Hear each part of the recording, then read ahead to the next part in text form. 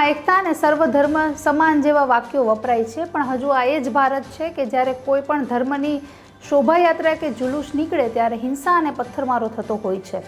17 April બુધવારે રામનવમીની શોભાયાત્રા બંગાળના મુર્શિદાબાદમાં નીકળી હતી કે જ્યાં શોભાયાત્રા પર અજાણ્યા શખ્સો દ્વારા પથ્થરમારો કરવામાં આવ્યો, જેમાં 20 લોકો ઘાયલ થયા અને એક વિસ્ફોટ પણ થયો કે જેમાં એક મહિલાને ઈજા પહોંચી।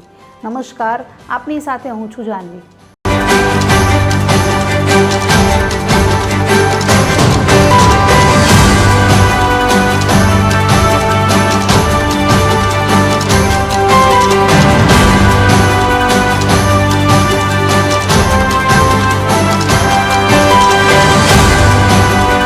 ભાજપે મુખ્યમંત્રી મમતા બેનર્જીની સરકારને ઘેરતા કહ્યું કે આ વર્ષે પણ પોલીસ રામ ભક્તોની સુરક્ષા કરવામાં નિષ્ફળ રહી, કારણ કે ગયા વર્ષે પણ રીસરા અને સેરામપુર સહિતના અન્ય વિસ્તારોમાં જ્યારે રામનવમી નિમિત્તે શોભાયાત્રા નીકળી હતી ત્યારે યાત્રાઓ ઉપર પથ્થરમારો કરવામાં આવ્યો હતો અને હિંસાનો શિકાર પણ ઘણા લોકો બન્યા હતા। આ વર્ષે જ્યારે તંત્ર અને સરકારની સંપૂર્ણ મંજૂરી બાદ શાંતિપૂર્ણ રથયાત્રા નીકળી રહી હતી ત્યારે અસામાજિક તત્વો દ્વારા આ શોભાયાત્રામાં પથ્થરમારો કરવામાં આવ્યો હતો। આજના શક્તિપુર વિસ્તારમાં રામનવમીની શોભાયાત્રા દરમિયાન જે પથ્થરમારો કરવામાં આવ્યો એ ઘટનાના વિડીયો પણ ખૂબ જ વાયરલ થયા છે, જેમાં સાફ જોઈ શકાય છે કે અમુક અજાણ્યા શખ્સો ધાબા પરથી પથ્થર ફેંકી રહ્યા હતા।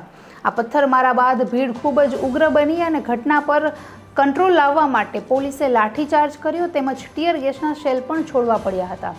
આ સાથે જ ઘટનાને વધારે જે ઉગ્ર બની હતી તેને કાબૂમાં લાવવા માટે વધારે પોલીસ દળોની ટુકડી પણ ઘટના સ્થળે ગોઠવાઈ હતી અને જે લોકો ઘાયલ થયા હતા એને તાત્કાલિક જ સારવાર અર્થે હોસ્પિટલ ખાતે ખસેડવામાં આવ્યા હતા। આને લઈને ભાજપના નેતા સુવેન્દુ અધિકારીએ પ્રતિક્રિયા આપતા જણાવ્યું કે રામનવમીની શોભાયાત્રા દરમિયાન જે પથ્થરમારો થયો અને દુકાનોમાં પણ તોડફોડ થઈ, આ ઘટના ખૂબ જ શર્મજનક છે। તંત્ર લોકોની સુરક્ષા આપવામાં એકદમ નિષ્ફળ ગયું છે અને સાથે જ જે આખી રામનવમીની જે શોભાયાત્રા હતી એ તંત્ર અને સરકારની પરમિશન બાદ શાંતિપૂર્ણ નીકળી રહી હતી, જેમાં અસામાજિક તત્વો દ્વારા પથ્થરમારો કરવામાં આવ્યો છે કે હવે લોકસભાની ચૂંટણીની શરૂઆત થઈ ગઈ છે। આવતીકાલથી જ પહેલા તબક્કાનું મતદાન થવાનું છે, ત્યારે બધા રાજકીય પક્ષો એકબીજા પર આક્ષેપો નાખવા માટે હંમેશા તૈયાર રહેતા હોય છે। તો મુર્શિદાબાદમાં જે પ્રકારનો પથ્થરમારો કરવામાં આવ્યો શોભાયાત્રા દરમિયાન, તો તેને લઈને ભાજપે પણ મમતા બેનર્જીની સરકારને પૂરી રીતે ઘેરી લીધી હતી। તો આને લઈને હવે આ સરકાર શું પ્રત્યુત્તર આપશે તે જોવું અગત્યનું રહેશે। નમસ્કાર।